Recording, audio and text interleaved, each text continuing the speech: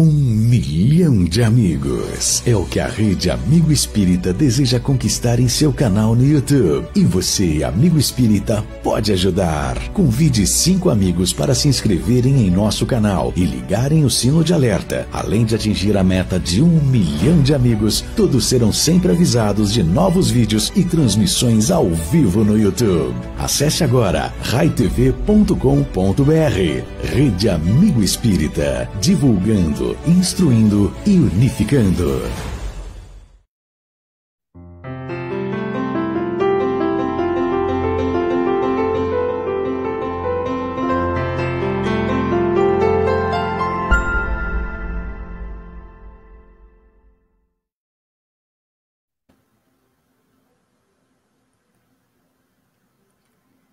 Boa noite, meus amigos queridos, para mais uma live pelo Centro Espírita Amor, Luz e Caridade, e também com a transmissão da Rede Amigo Espírita. Nós agradecemos a presença de vocês, e hoje nós temos a alegria de estar recebendo o César Santos, que já esteve algumas outras ocasiões com a gente. Boa noite, César, tudo bem? Boa noite, Elaine, tudo bem? Boa noite a todos os nossos amigos. É uma alegria, é um prazer estarmos juntos novamente. Nós que agradecemos muito você ter carinhosamente aceitado o nosso convite. O pessoal que está chegando agora, nós estamos em São João da Boa Vista, estado de São Paulo, e vamos apresentar o César. Ele é conferencista espírita, presidente do Centro Espírita Chico Xavier, na cidade de Sherbrooke, no Canadá, professor de Química e mestre em Ensino de Ciências. Ele tem um canal no YouTube, do qual ele posta o seu trabalho, as suas lives doutrinárias, os seus ensinamentos. Então, se você quiser achar, tá lá, César S. Santos, do jeitinho que você está vendo o nome dele, é só procurar no YouTube e também nas outras redes sociais, Facebook, Instagram, podem seguir, que ele sempre está disponibilizando vários materiais interessantes para a gente estar estudando. Nós vamos fazer uma prece para, em seguida, passar a palavra para o nosso amigo. Vamos elevar os nossos olhos até o nosso Pai misericordioso, que nessa noite, dentro do tema proposto, possamos entrar um pouco no coração de Maria, compreendendo o assunto, que o César vai nos trazer, muito oportuno para essa semana do Dia das Mães. Pedimos que a espiritualidade o envolva, e que todos nós, nos nossos lares, possamos receber do alto o amparo, a proteção de que todos estamos necessitados. Envolva-nos, Pai amado, na sua luz, hoje e sempre, que assim seja.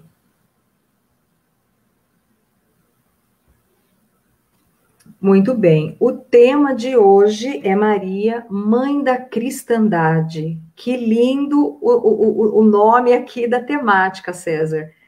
Eu vou estar aqui do lado, a gente faz conforme as outras vezes. Se tiver pergunta, a gente coloca no final, tá bom? Perfeito. Tem uma boa explanação aí. Obrigado, Elaine. Obrigado a todos. Obrigado a todos os nossos amigos que nos acompanham. E, nestes momentos, Jesus possa nos envolver, nossa Mãe Santíssima possa nos envolver com muito carinho, com muita ternura, que ela possa nos trazer, assim como os nossos benfeitores espirituais, nestes momentos, a paz, a serenidade, a tranquilidade de coração que todos nós precisamos. E nós aproveitemos estes momentos para orar por nossos familiares, por nossos amigos, pelo nosso país, pelos nossos governantes, pedindo a Jesus que nos ilumine a todos.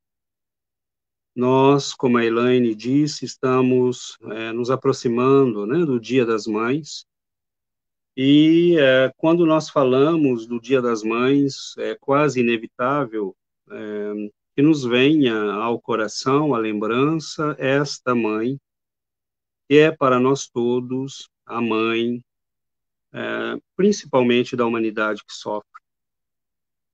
E nós escolhemos falar de Maria, porque nem sempre vemos, inclusive, né, este como um tema de palestras, mas nos parece de mais em mais necessário, essencial mesmo, que nós possamos refletir por alguns momentos sobre esta que é para nós e tem sido para nós, nestes últimos 2000 anos, uma figura presente. E como nós talvez tenhamos hoje a oportunidade de demonstrar, Maria tem sido realmente uma presença no nosso mundo. E nós, espíritas, temos a alegria e a felicidade de conhecer aspectos da presença de Maria no mundo que muitos irmãos nossos de outras denominações cristãs não possuem, porque nós recebemos um volume considerável de informações através da mediunidade de Chico Xavier, de Divaldo Franco, de Ivone Pereira e de outros, nos trazendo notícias da presença de Maria. Mas nós podemos dizer, e vamos mostrar isso também hoje, estas notícias também alcançaram, de certo modo, os nossos irmãos católicos e outros, um pouco em todos os lugares do mundo, podemos dizer assim. E é muito interessante porque quando nós olhamos para o coração materno em geral, nós vamos ver sempre, né, um tipo de amor muito especial, às vezes até incompreensível para nós, homens, né, criaturas do sexo masculino, para nós um amor até incompreensível, ou mesmo para as mulheres que ainda não tiveram filhos ou não tiveram oportunidade de ter filhos, mas nós vamos vendo este tipo de amor que tem conotações muito especiais. E Maria é, para nós todos, um modelo deste amor. E quando nós olhamos, por exemplo, para obras belíssimas, né, como o livro Boa Nova, e outros que nos trazem o retrato dessa mulher extraordinária, nós vamos nos dar conta de que há ali algo de extremamente especial. Maria foi o vaso escolhido pela providência divina para receber o perfume mais raro que já esteve na terra. Maria foi o vaso escolhido para moldar o corpo daquele que seria para nós todos, e é para nós todos, o Salvador, o Mestre, o Guia, o Condutor. Ela foi o vaso sagrado escolhido, e ela viveu experiências que nós certamente não podemos imaginar, ou talvez só possamos imaginar. Nos diz Humberto de Campos, e ele fotografa Maria num momento muito doloroso para ela, no livro Boa Nova, que é o momento em que ela está diante da cruz. E ali, olhando para Jesus, preso ao madeiro, ela contempla aquele que ela conhecera, aquele que ela recebera desde os primeiros momentos. Ela contempla aquele homem ainda jovem, cheio de forças, de vitalidade, mas que estava num grande sofrimento. E desde a sexta-feira, com todas as agressões, com todos os sofrimentos que lhe foram impostos, ele vinha, naquele momento, num estado de grande sofrimento. Suas forças começavam a diminuir consideravelmente. Ele já não reagia quase a todos os movimentos que se faziam em volta. Suas mãos, seus órgãos, seus músculos estavam distendidos. Jesus experimentava naquele momento um grande sofrimento. E nós, olhando hoje, olhamos para aquele que veio nos salvar, que veio nos ensinar, que veio nos resgatar das trevas, mas ela, olhando para o madeiro, via seu filho. Seu filho. Para nós todos, ele é o Salvador. Para ela, era o seu filho. Aquele que ela acolhera.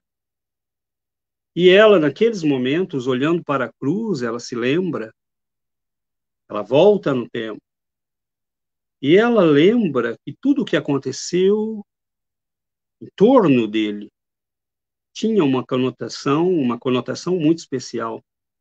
Ela se lembra do momento do nascimento, ela se lembra do que antecedeu o nascimento, ela se lembra do dia que foi visitada por um ser angelical e que ele disse: você encontrou graça diante de Deus. Um filho nascerá de ti, e ele será chamado Filho do Altíssimo. E Maria não filosofou, Maria não fez perguntas, Maria não ficou querendo entender os mecanismos complexos do universo, ela simplesmente disse: eis aqui a serva do Senhor. Cumpra-se em mim segundo a sua vontade. Então ela adere ao plano divino. Sem ela, nada teria acontecido. Sem ela, toda a história da cristandade, do mundo, não teria acontecido como aconteceu. Ela era uma menina de provavelmente 13, 14, 15 anos, não mais que isso. Porque era tradição naquela época, né, que as meninas se casassem muito cedo, tivessem filho muito cedo. Seu nascimento, o nascimento de seu filho, e o próprio nascimento de Maria estão envoltos em conotações especiais, porque os evangelhos apócrifos contam que ela mesma teria sido fruto de um nascimento tardio, como vai acontecer, por exemplo, com sua prima Isabel. Seus pais não podiam ter filhos, e ela vai nascer, né, a partir de circunstâncias bastante especiais. Ela, Maria. E ela se lembra, sendo visitada pelo anjo, ela se submete, ela aceita o encargo que lhe é dado, e o aceita com muita alegria. Visita sua prima, confirma as informações do anjo Gabriel, o mensageiro de Deus, né, segundo a tradição bíblica, aquele que fala em nome de Deus, vem visitar aquela menina perdida numa aldeia da Judéia, da Galileia, Nazaré, uma aldeia simples, com algumas dezenas de pessoas, não mais que isso, talvez uma centena. E aquela menina, perdida numa cidadezinha, numa vila, né, do Império Romano, recebe a presença dessas entidades celestiais, que vêm para dizer-lhe: tu receberás em teu ventre aquele que é esperado de há muito tempo pelo mundo. Maria, ela vai testemunhar eventos de grande magnitude. Tudo o que cerca o nascimento de seu filho está envolto numa atmosfera de grande espiritualidade. E quando eles se deslocam para Belém, atendendo às determinações do Império Romano, ela verá naquela noite, em que não encontraram abrigo, ela olhando para a cruz, vendo os cabelos molhados pelo sangue, as feridas que sangravam continuamente, diminuindo, né, a cada minuto as forças daquele homem extraordinário. Seu coração opresso, ela olha, ela contempla o sofrimento e ela se lembra daquela noite. E ela lembra a primeira vez que o acolheu nos seus braços, que o colocou perto de seu coração. Ela rememora estes momentos. E mais tarde, ela terá as portas, né, daquela habitação tão simples. Ele era um rei celestial. mas estava sendo recebido numa manjedoura. Lá fora, na noite fria, massas esbranquiçadas se formam, assustando os pastores que guardavam, que velavam por seus rebanhos. Homens simples, homens do campo. E no meio daquelas massas esbranquiçadas, criaturas aparecem e dizem àqueles pastores: não tenhais medo. Hoje vos nasceu o Salvador. E depois de dizerem isso, os pastores caem de joelhos, porque daquelas massas de fumaças brancas que se formam sobre os campos, um exército canta a chegada ao nosso planeta e diz: ele representa a boa vontade de Deus para com os homens. Meus irmãos, ela olha para a cruz. Ela se lembra dele ainda nos seus braços. E ela não compreende por que tanta maldade. Ela testemunhara desde os primeiros dias. E ele mal completara alguns meses. E um anjo aparece a José para dizer: vocês devem partir, porque o menino está em perigo. Ele será perseguido desde os primeiros dias da sua presença no mundo. Ele será caçado pelas trevas. E Herodes o Grande, tomado pelos tormentos obsessivos, decreta que todas as crianças, se vendo enganado, pelos magos orientais, ele decreta que todas as crianças daquelas redondezas de Belém deveriam ser assassinadas. Ele é salvo. In extremis, ele é salvo. Mas temos ali, talvez, os primeiros mártires do cristianismo. Dezenas, talvez centenas, tenham sido mortos. Porque as trevas, quando se dão conta do que havia acontecido, eles se rebelam. Eles o esperavam num grande palácio? Eles o esperavam em Roma ou no palácio de Herodes? Mas ele nasce numa estrebaria em Belém, cercado de animais, visitado pelos pastores, acolhido por um homem simples e bom, guardado por uma mulher de coração puro, uma serva de Deus, um vaso sagrado que recolheu o perfume e nos encanta até hoje. Então, naquele momento, ela se lembra, olhando a cruz, ela se lembra de tudo que viveu, se lembra do dia que entra com o menino no templo de Jerusalém, e Simeão, ao qual uma profecia havia dito: você não morrerá sem ver aquele que será a salvação de Israel. E ele, tomando o menino nos braços, ele diz: Senhor, despede em paz o teu servo. Os meus olhos contemplaram a tua salvação. Mas ele olha para Maria, vê aquela menina ainda tão simples, de coração tão puro. E ele diz: filha, uma espada atravessará a tua alma, para que o coração de muitos se revele. E ela, olhando para aquela cruz, ela entendeu. Ele tinha razão. O velho e bom Simeão tinha razão.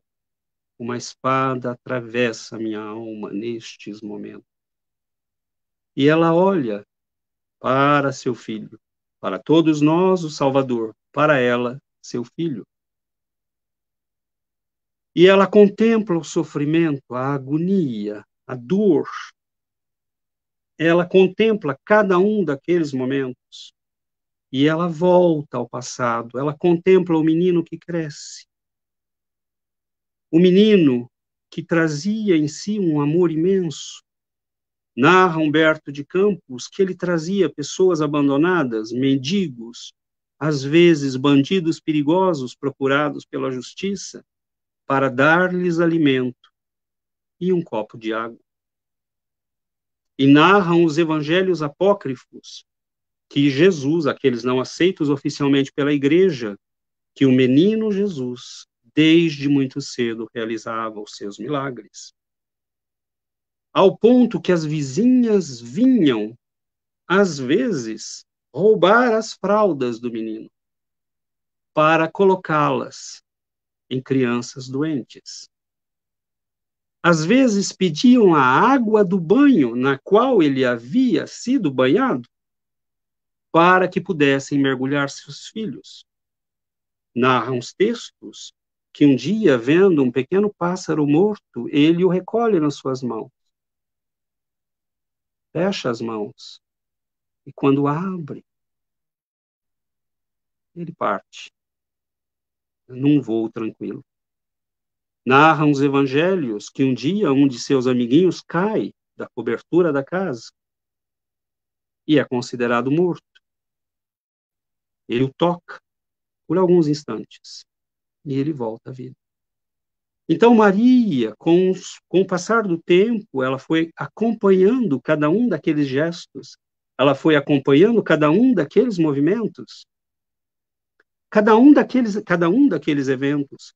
E ela via aquele menino que crescia em beleza e sabedoria, ao ponto que aos 12 anos eles o perdem, mas quando voltam a Jerusalém no período da Páscoa, ele está discutindo com os doutores da lei.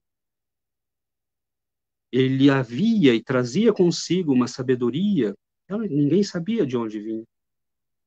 Ele não frequentara grandes escolas, ele recebera a educação normal dos meninos da sua época, numa vila pequena, abandonada, numa parte qualquer do Império Romano.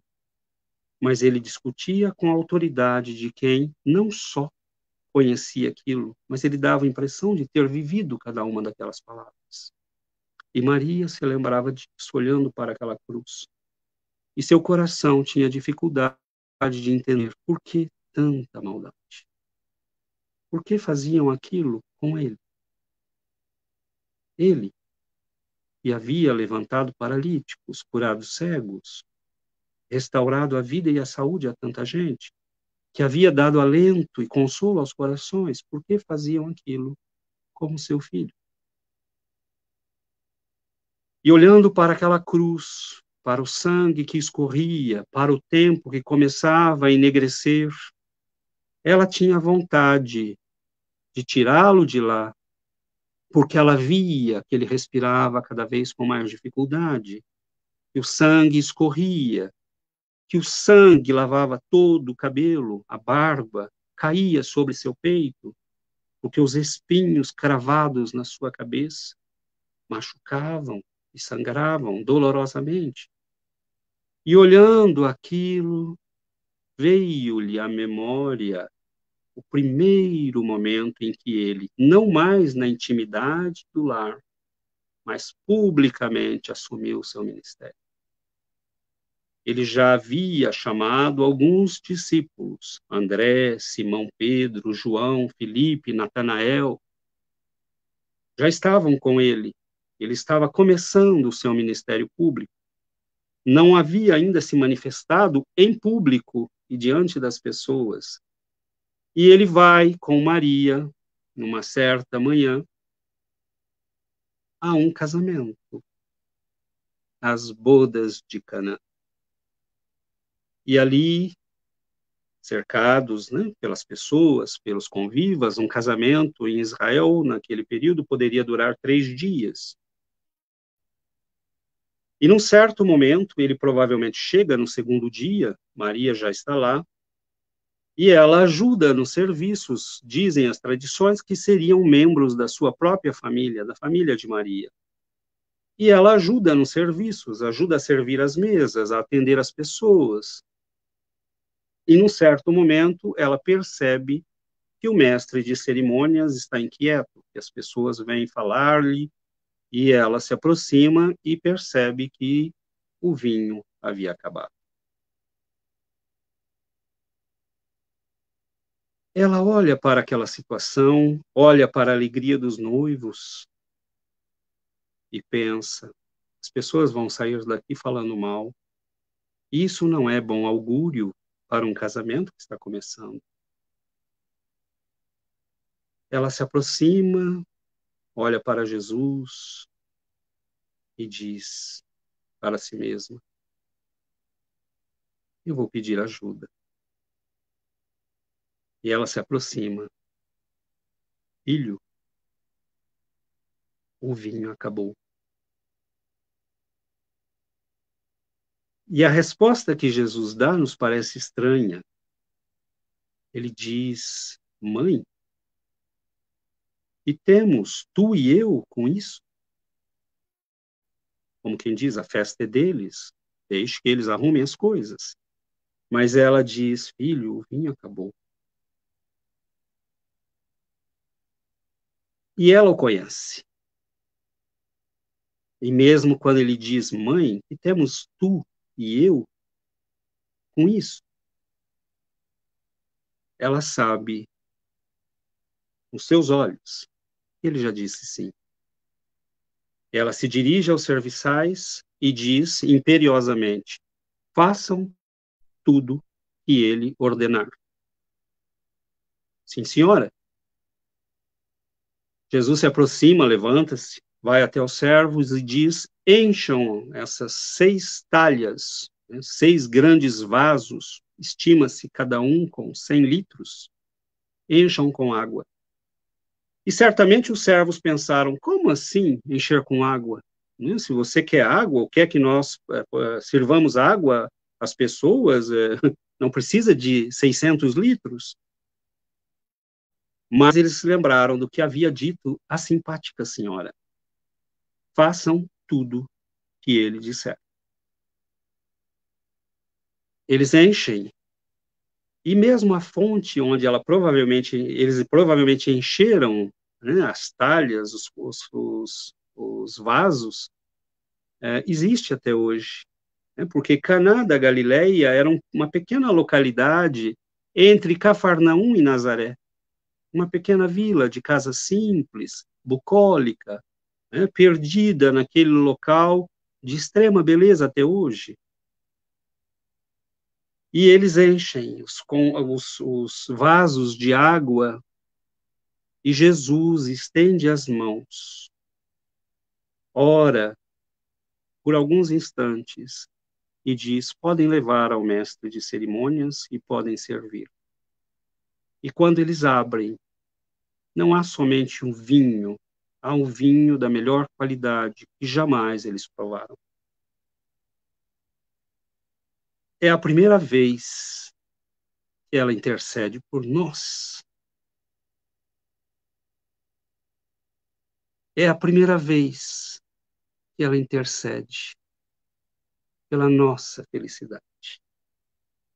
Porque olhando aquele casal, não se augura muito bem essa história, mas ele pode ajudar. E é pela intercessão dela que ele faz a sua primeira manifestação pública. É pelo pedido dela que ele faz o seu primeiro gesto público e, a partir dali, começa realmente o seu ministério público. E deve ter sido interessante, porque os evangelistas que estavam ali, né, os primeiros discípulos, não eram ainda os 12, eles devem ter pensado: poxa, né, estamos muito bem, porque temos um mestre, né, já fomos convidados para 3 dias de casamento, né, temos vinho em abundância, porque viver com João o Batista não era muito fácil, né, gafanhoto e mel no deserto. Mas eles não sabiam, porque uma das frases que Jesus diz para Maria naquele momento foi: mãe, que temos eu e tu com isso? Não sabes que o meu momento ainda não chegou? Ele falava tu me pedes o vinho para celebrar esta união, mas eu oferecerei outro vinho para celebrar uma outra união, aquela de Deus com seus filhos. Eu oferecerei o vinho do meu próprio sangue. E ela, olhando para aquela cruz e para o sangue que escorria pelo corpo fragilizado e em sofrimento, ela entendeu: minha hora ainda não chegou, mas aquele momento era a sua hora e havia chegado. Após alguns momentos, ela sente as mãos de alguém no seu ombro e constata que João, o mais jovem dos evangelistas, estava ali ao seu lado. E Jesus faz um último e supremo esforço, olha para ela e diz: mãe, aí está o teu filho.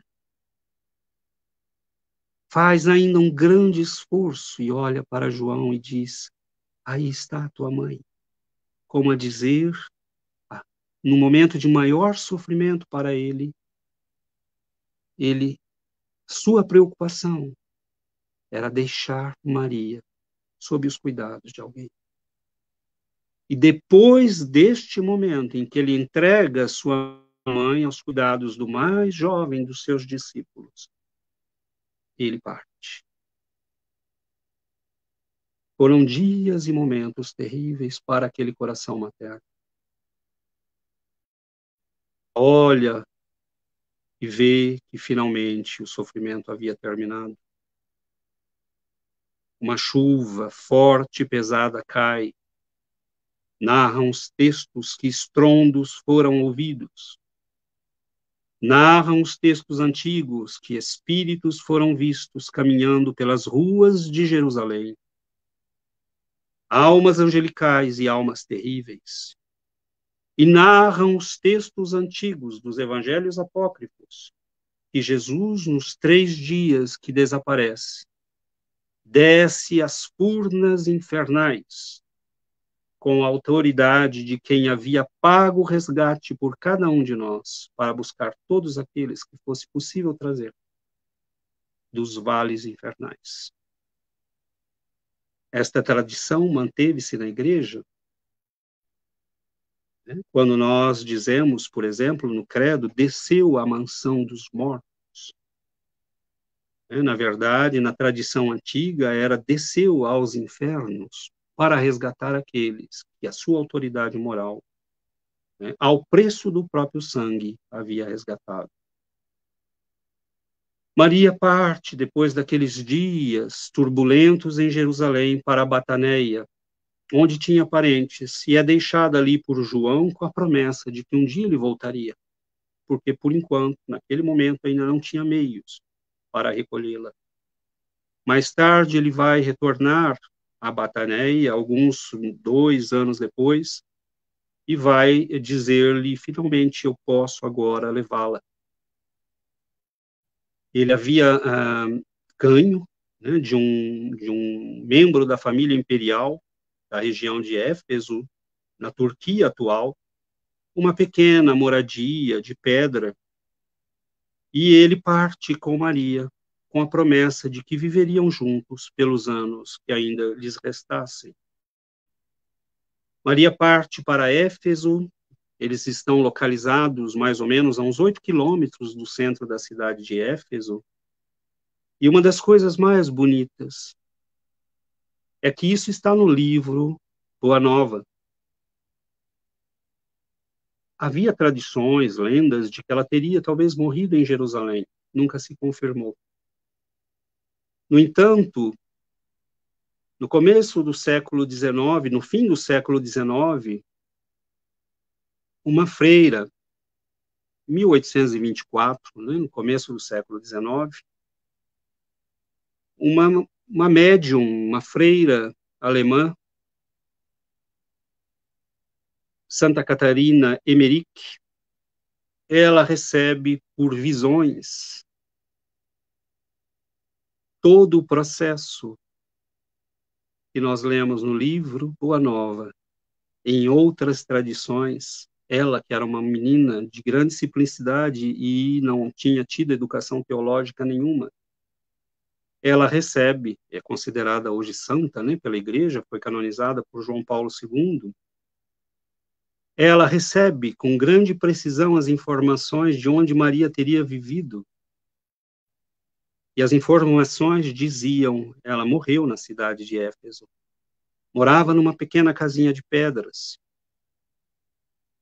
num promontório, perto do mar Egeu. E um padre,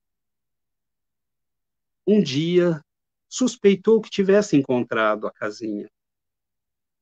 Ele foi ridicularizado porque não havia muitas informações, mas todas as tradições da região falavam que ali teria vivido a mãe de Jesus e São João. Mais tarde, usando as visões de Santa Catarina Emmerich, que eram muito precisas, 2 padres franceses, arqueólogos, encontraram a casinha, que nós podemos ver hoje, que nós podemos visitar. Ali ela viveu. É uma bela casinha de pedras, com cômodos amplos, mas ela passava quase todo o tempo só.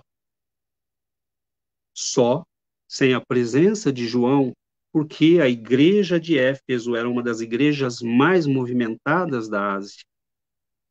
Vinham pessoas de todos os lugares para visitar aquele que era o amado do Senhor e com quem vivia a mãe do Mestre. Paulo de Tarso vai passar com Lucas 3 anos em Éfeso, vai entrevistar Maria, vai conviver com ela, e muito do que está no Evangelho de Lucas são anotações de Paulo, que foram transmitidas depois a Lucas. Então, ele, São João, está quase o tempo todo ocupado, recebendo pessoas, falando, ensinando, pregando, viajando pelas redondezas, porque ele fixou-se em Éfeso para cuidar de Maria. E ali, ela atende as pessoas, ela atende aqueles que sofrem, ela recebe as pessoas que vêm em busca de uma palavra, de água, de um pão, de um consolo, de uma ajuda. E nos diz Humberto de Campos que um dia um velhinho leproso que sente o alívio da doença na sua pele ao estar na presença e ao receber a bênção de nossa mãe, ele diz: mãezinha, mãezinha, você é a mãe de nosso Senhor e nossa Mãe Santíssima. E dizem as tradições que aqueles que ouviram passaram, a partir daquele dia, a chamá-lo de Nossa Senhora ou de Nossa Mãe Santíssima. Mas um dia ela está só, narra Humberto de Campos. Havia sido um dia difícil, de muito trabalho. Alguns anos haviam passado, quase 10 anos.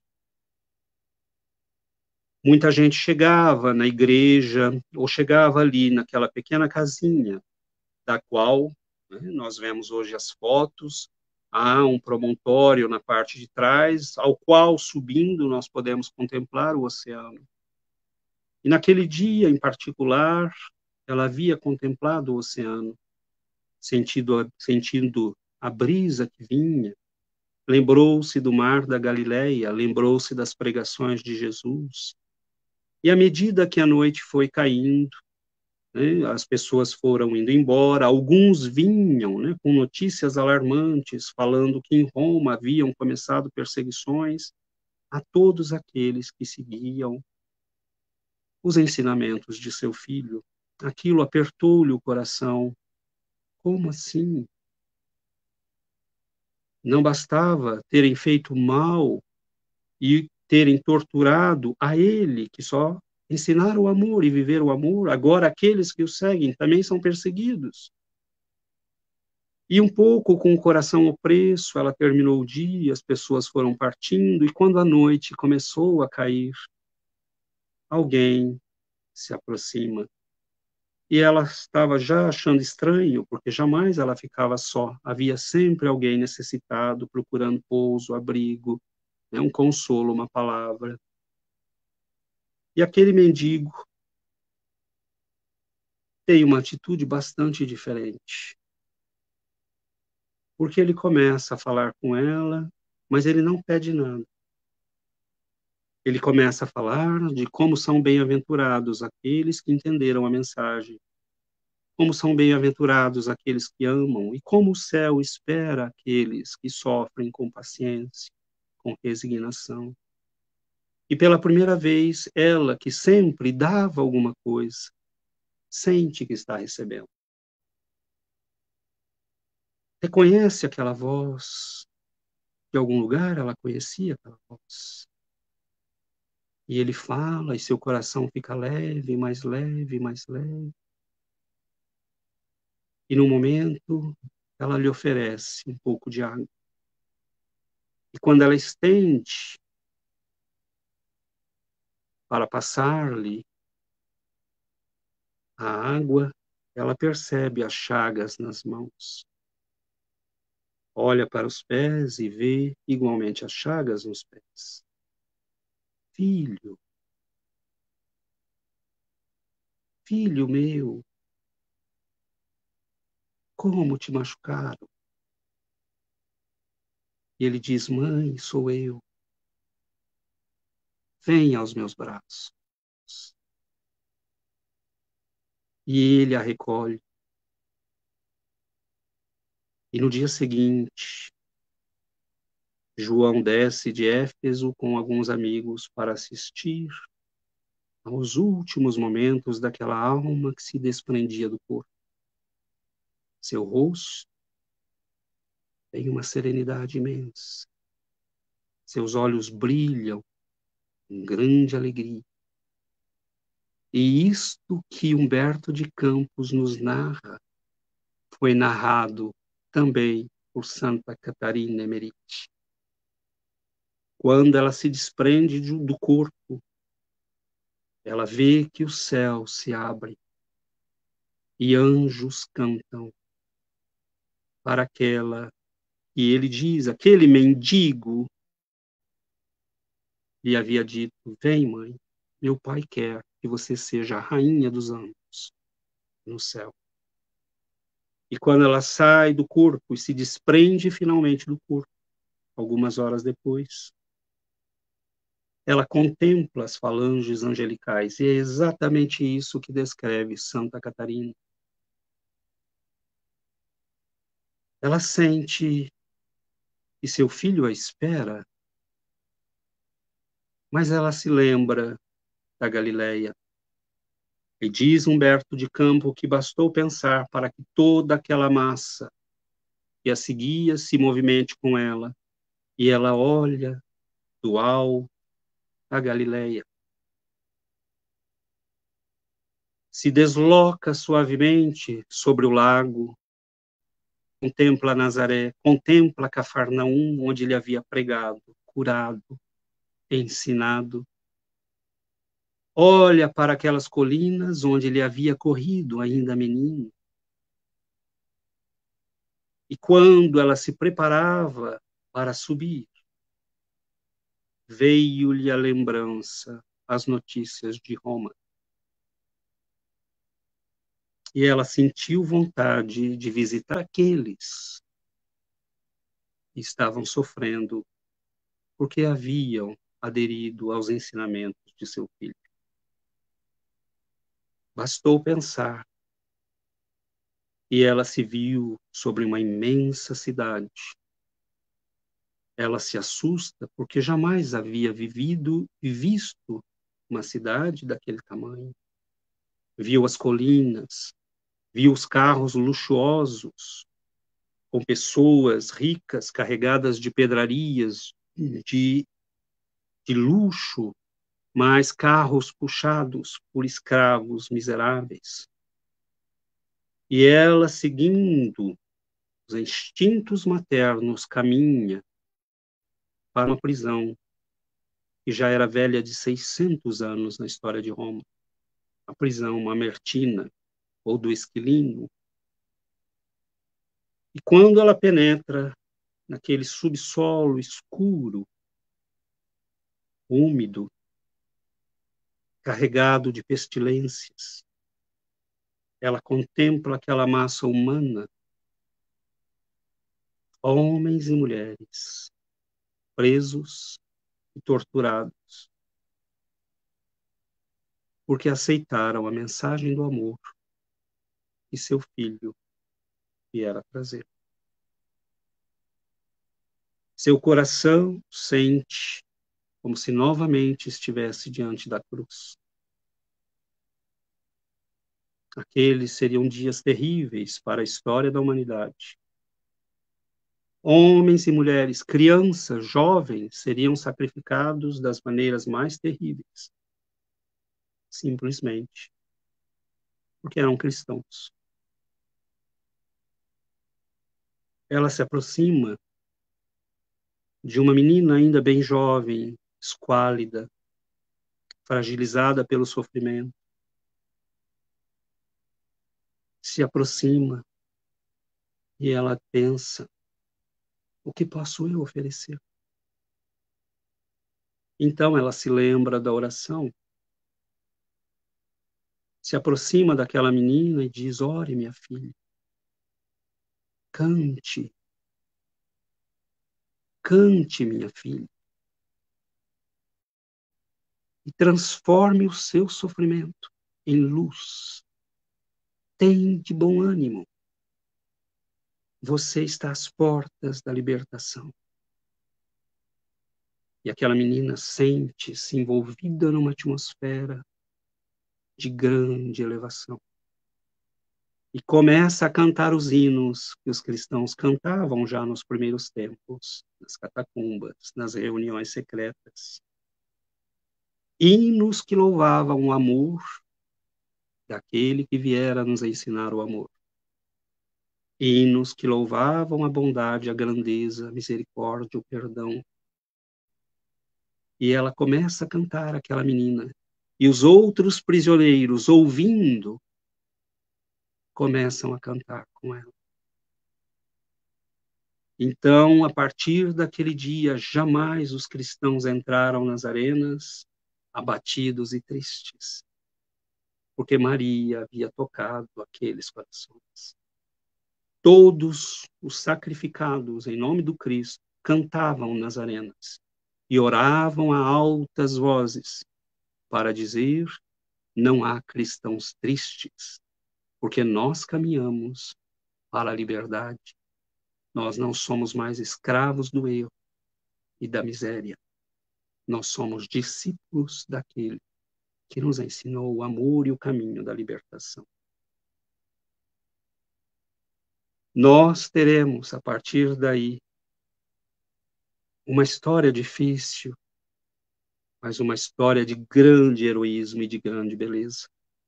Uma história de amor que vai se prolongar pelos séculos adentro, porque Nossa Senhora, e infelizmente nós não teremos tempo para falar de tudo isso hoje, mas ela estará presente e ela marcará sua presença em muitos momentos da nossa história. Desde os anos iniciais do cristianismo até hoje, na Polônia, em Medjugorje, ela tem falado à humanidade. E em todos os lugares que ela falou, que seja em Lourdes,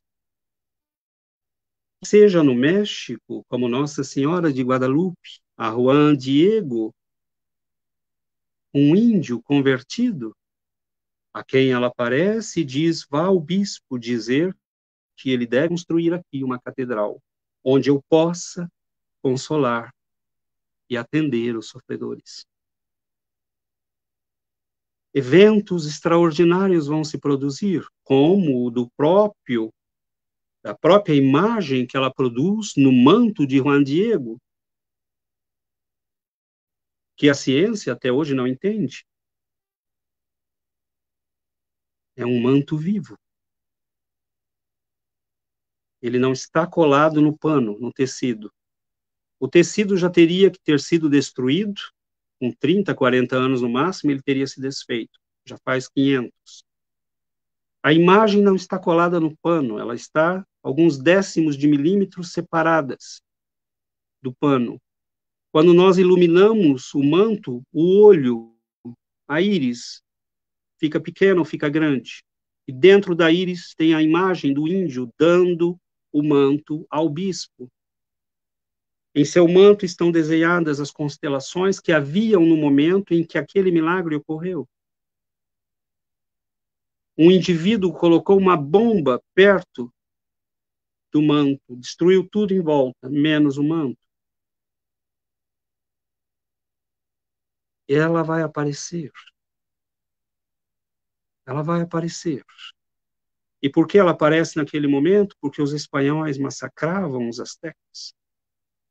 E ela quer dizer, todos são meus filhos. Por que vocês fazem isso? O bispo duvida? O bispo agride? Até que o milagre o convence. E ele se lembra que era bispo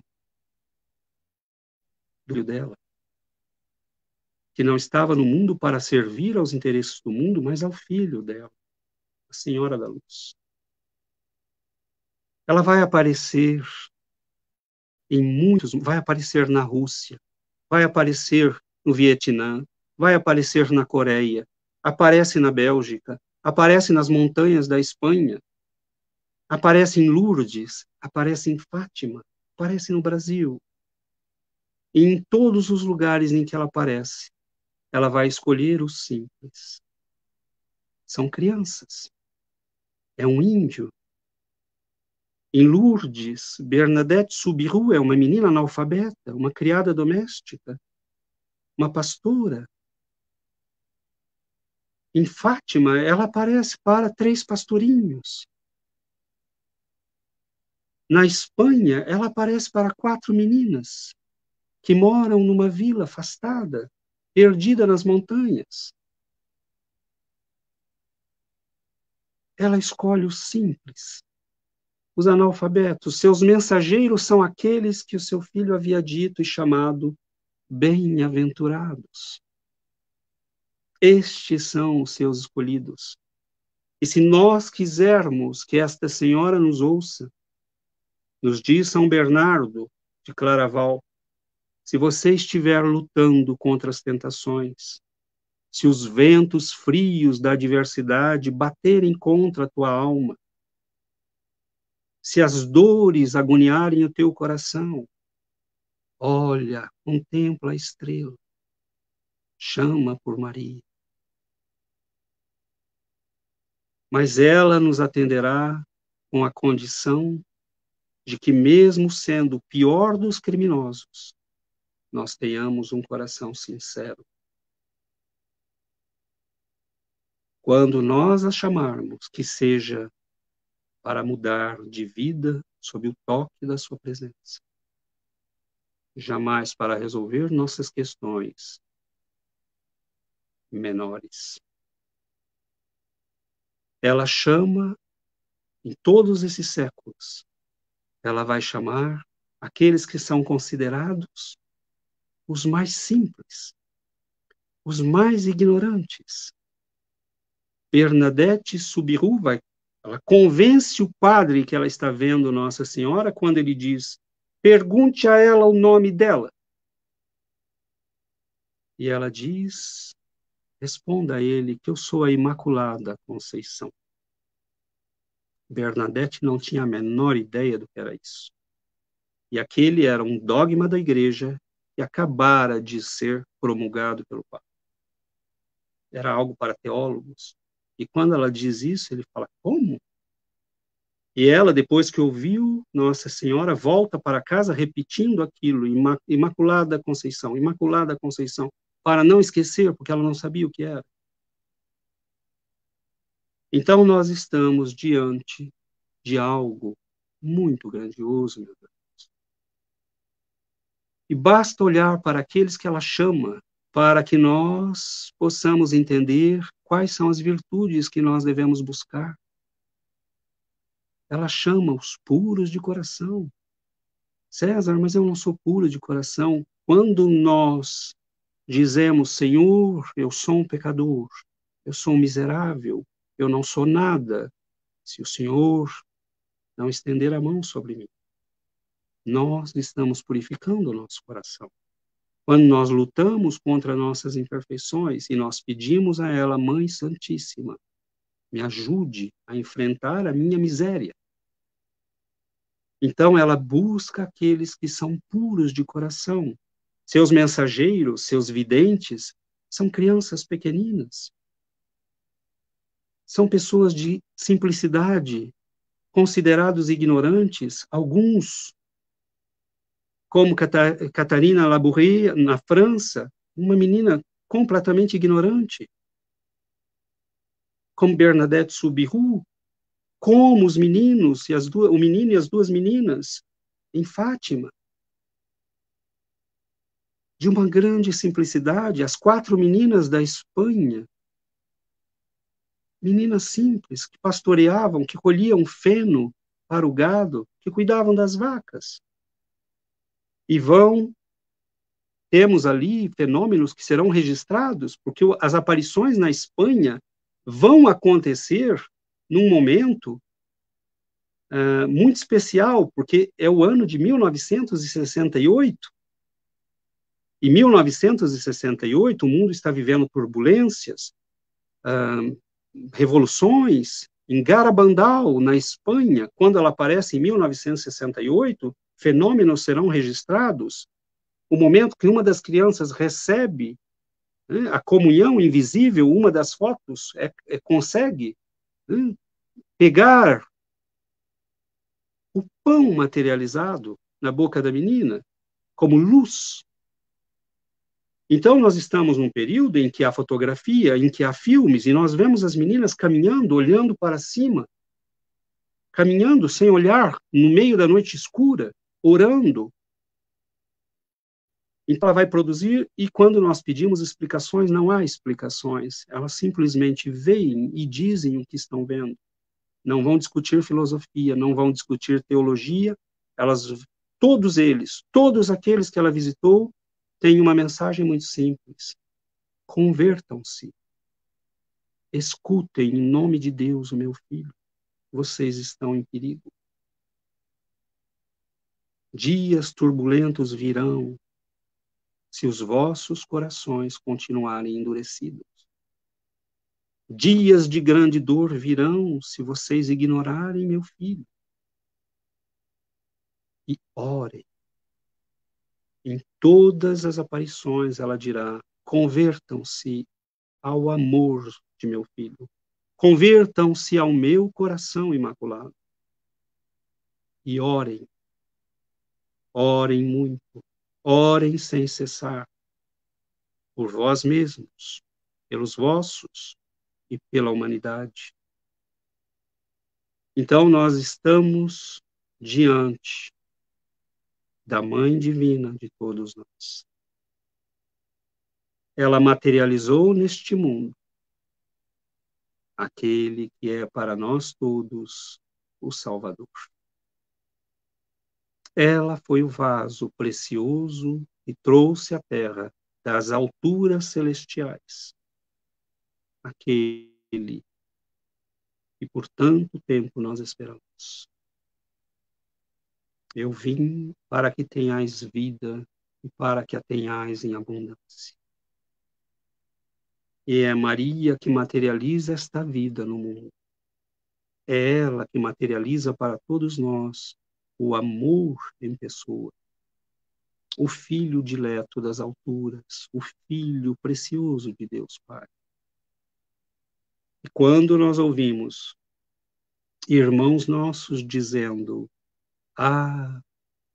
não podemos ser tão religiosos no Espiritismo. Não, meus irmãos, é justamente o contrário. Nós devemos ser cada dia mais. Convirtam-se.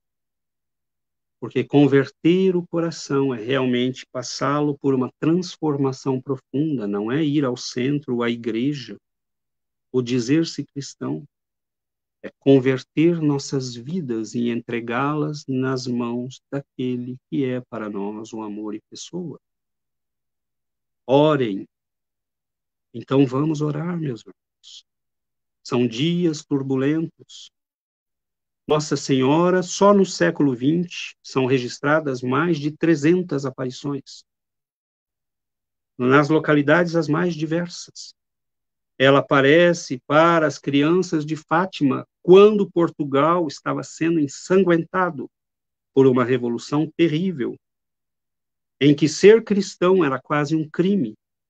Padres eram assassinados em público e suas vísceras espalhadas nas praças para que ninguém se atrevesse. E é ali, escolhendo 3 crianças completamente ingênuas e protegendo-as, porque nenhum dos seus escolhidos foi machucado.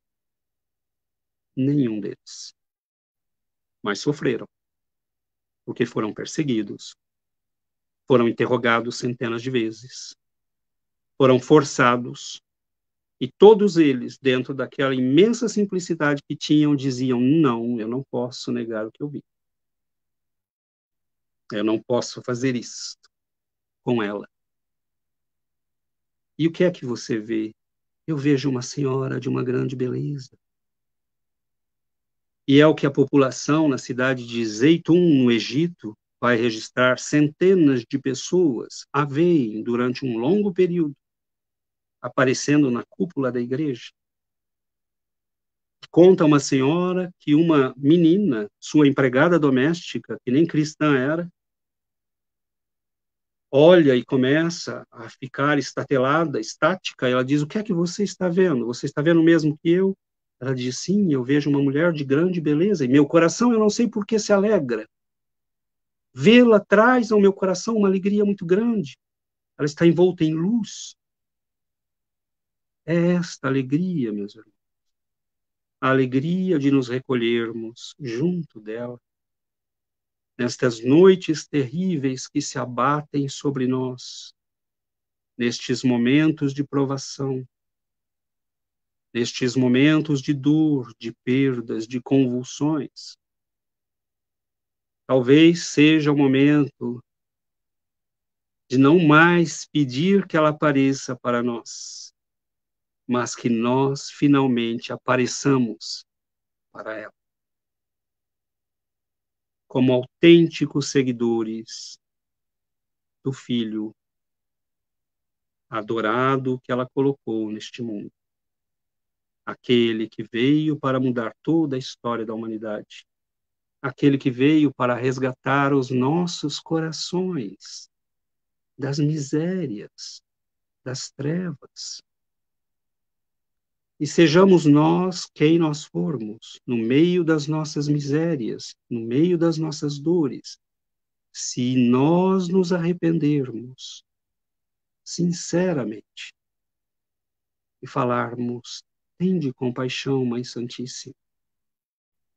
E como diz São Bernardo, nas noites mais escuras, no meio das provações mais difíceis, quando nos sentirmos nos abismos profundos do crime e do erro, imploremos, se nós queremos realmente sair, imploremos pela intervenção de nossa Mãe Santíssima. E ela nunca nos deixará sem resposta. Mas o nosso coração tem que pedir com toda a sinceridade. Com toda a sinceridade. E nós talvez sintamos, no meio das agonias, no meio das lutas, a alegria daquelas crianças. Crianças que ficavam estáticas, de uma maneira muito especial. Porque cientistas fizeram testes os mais variados para ver se aquelas crianças estavam pregando uma peça em todo mundo. Num certo momento, Bernadette Soubirous tem suas mãos envoltas por uma chama, a chama da vela, e fica com aquela chama em volta da sua mão durante 15 minutos. Quando ela sai do transe estático, o médico que a acompanhava coloca uma simples vela próximo da sua mão e ela tira a mão, dizendo: por que o senhor está me queimando? Então nós estamos diante de uma senhora que protege a todos nós, que nos recolhe, meus irmãos, nas dores, que nos recolhe nos sofrimentos, nas perdas. Quando sentirmos a alma triste e dolorida, lembremos da rosa mística de Israel. Oremos com o coração para Nossa Mãe Santíssima. Estabeleçamos com ela uma ligação íntima e profunda. E peçamos a ela que nos abençoe, que nos acolha, que nos recolha nos dias e nos momentos de dor. E comuniquemos ao mundo e às pessoas: nós somos filhos também dela. Ela pôs neste mundo o tesouro mais precioso de Deus, mas ela nos acolheu a todos como filhos do seu coração e do seu amor. Celebremos, cristãos, irmãos do mundo, celebremos esta Mãe abençoada e santa, que permanece conosco, que recusou os céus, e quando poderia ter subido às alturas grandiosas, foi buscar os sofredores nas prisões de Roma e disse àquela menina em sofrimento: ore, cante, minha filha, cante, minha filha. Transforme o seu sofrimento em luz. Transforme o seu sofrimento em libertação. Cantemos, meus irmãos, com muita alegria. Cantemos este amor maravilhoso que nós conhecemos, que nos acolhe a todos, em todos os momentos da nossa existência. Que a paz do Senhor esteja conosco. Que Nossa Mãe Santíssima, neste Dia das Mães que se aproxima, estenda as mãos abençoadas sobre os corações maternos do mundo todo. E que ela possa trazer aos nossos corações a verdadeira conversão ao amor divino, a verdadeira conversão ao amor do Cristo, e que ela nos abençoe a todos, onde quer que estejamos. Oremos, meus irmãos, pelas mães que perderam seus filhos para as prisões, para as drogas, para o sofrimento, para os crimes, para os equívocos. Mas oremos também pelas mães que veem seus filhos se esforçando, trabalhando, lutando, melhorando. Todos nós, se aceitarmos a sua maternidade, seremos acolhidos pelo seu amor. E lembremos que naquele dia, no casamento em Caná, ela intercedeu pela primeira vez pela felicidade de uma criatura humana. E desde então, toda a cristandade entendeu que se ela intervir, ele dirá sim. Que Jesus nos abençoe, meus irmãos. Muita paz a todos.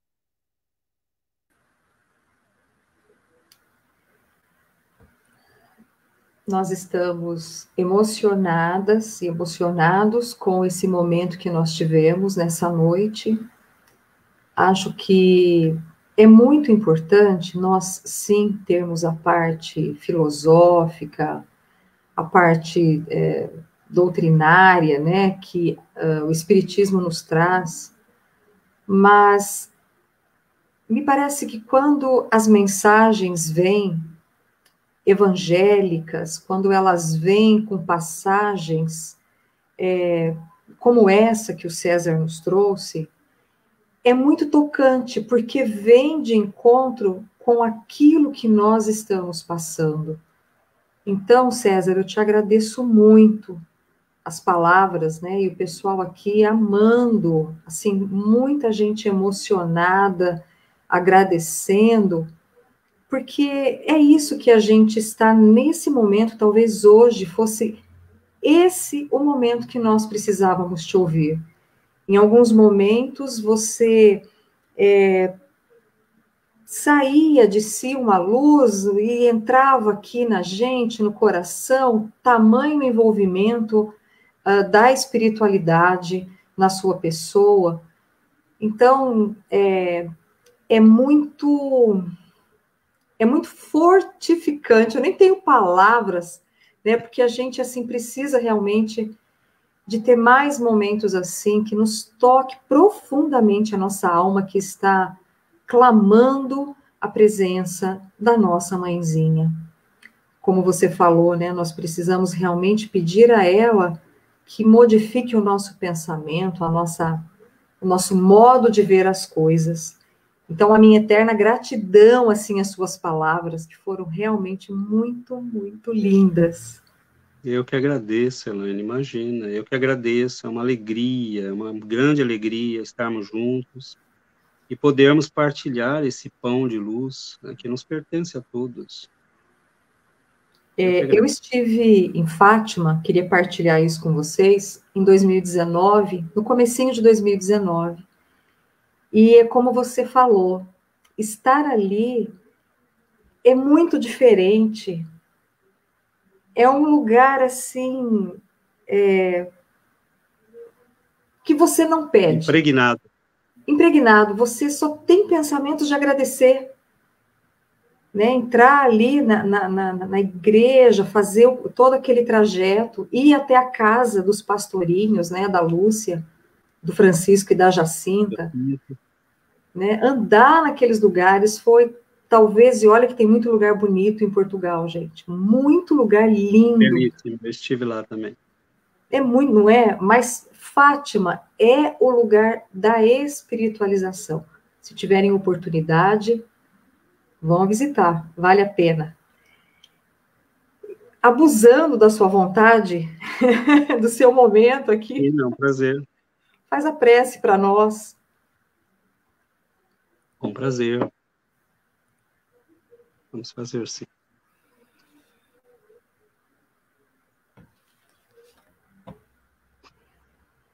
Senhor Jesus, luz, guia, caminho das nossas existências. Nós te agradecemos, Senhor, e agradecemos a concessão divina de termos perto de nós, cuidando das nossas dores, das nossas dificuldades. Esta mãe abençoada que te acolheu no mundo, vaso sagrado que Deus utilizou para trazer à Terra e materializar para todos nós o amor da providência divina. Glória a Deus nas alturas, paz na terra, benevolência de Deus para com os homens. Caminhávamos nas trevas, Senhor, e a tua luz nos mostrou o caminho. Estávamos presos e o Senhor nos tirou da prisão. Caminhávamos enfermos e abatidos, e o bom ânimo e a alegria tocaram nossas almas. Ajuda-nos, Senhor, a transformar nossos corações, para que nós possamos um dia aparecer e brilhar como o Senhor pediu, em nome do teu amor. Até lá, Mestre, ampara-nos, ajuda-nos e concede-nos, Senhor, a alegria de podermos pedir a intercessão desta Mãe Santíssima, desta flor de Nazaré, esta rosa mística cujo perfume inunda os corações que se arrependem, que se convertem e que se abrem para o amor divino. Fique conosco, Senhor, tende compaixão da humanidade, abençoe-nos, abençoe nossos lares, nossos familiares, e que o teu amor, Senhor, nos guarde, nos proteja.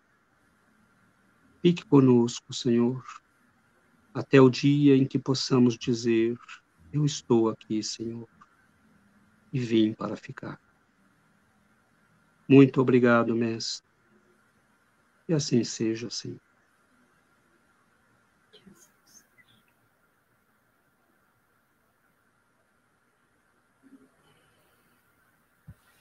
E assim, né, a gente encerra a noite de hoje. Muito obrigada, César. Muito obrigada mesmo, aqui em nome de todo o pessoal que assistiu. Você que está pelo YouTube, dê o like, compartilhe, né, para divulgar para mais pessoas, para chegar mais longe essa palestra. Compartilhe nos seus grupos de WhatsApp, de amigos, de família, porque nós estamos realmente precisando muito de ouvir isso. Gratidão, obrigada muito e boa noite para você. Que horas são aí do Canadá? Aqui são 19h47, 1 hora menos. É 1 hora menos. Então tá certo, tá cedo ainda. Muito obrigada, viu? Um grande beijo para você, para sua família. Obrigada. Tchau, gente. Gratidão. Deus. 1 milhão de amigos é o que a Rede Amigo Espírita deseja conquistar em seu canal no YouTube. E você, amigo espírita, pode ajudar. Convide 5 amigos para se inscreverem em nosso canal e ligarem o sino de alerta. Além de atingir a meta de 1 milhão de amigos, todos serão sempre avisados de novos vídeos e transmissões ao vivo no YouTube. Acesse agora raitv.com.br. Rede Amigo Espírita, divulgando, instruindo e unificando.